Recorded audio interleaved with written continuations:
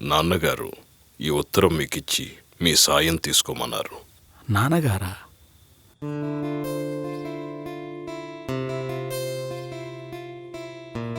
ప్రియమైన రామ్, నీకు నా ఆశీర్వాదములు. ఈ ఉత్తరం తీసుకొచ్చిన వ్యక్తి నా స్నేహితుడు. పేరు రహీం. చాలా కష్టజీవి. కొద్ది రోజుల క్రితం ఈయన కొడుకు ఒక యాక్సిడెంట్లో చనిపోయాడు. నష్టపరిహారం కోసం తిరుగుతున్నాడు. అది వస్తే ఆయనకు, ఆయన భార్యకు రోజులు గడవడానికి సహకరిస్తాయి.